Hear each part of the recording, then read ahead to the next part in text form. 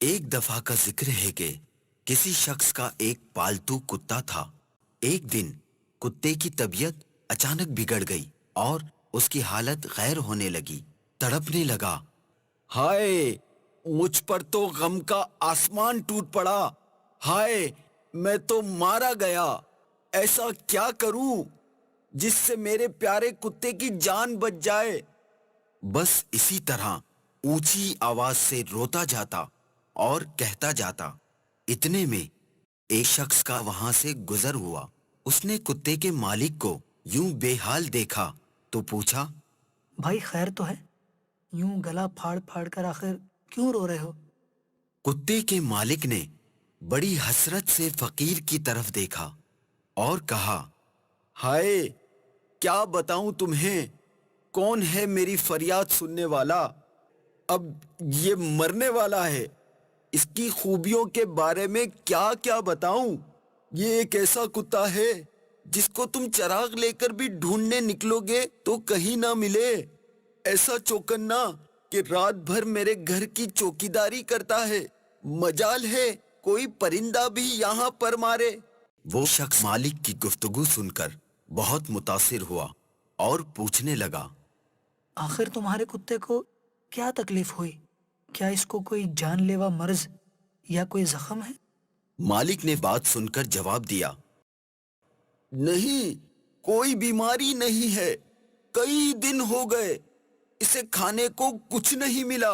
بس اسی بھوک کی وجہ سے اس کا دم لبوں پر ہے اور جان نکلنے کو ہے۔ اس شخص نے یہ سن کر جواب دیا، ہاں بھائی، اب کیا کر سکتے ہیں، صبر کرو، صبر۔ اتنے میں اس شخص نے پوچھا، میاں اس کپڑے میں کیا لپٹا ہوا ہے؟ یہ کل کے لیے چند روٹیاں اور کھانے پینے کا سامان ہے۔ یہ سن کر وہ شخص کہنے لگا، ارے او ظالم شخص، یہ کیا احمقانہ حرکت ہے؟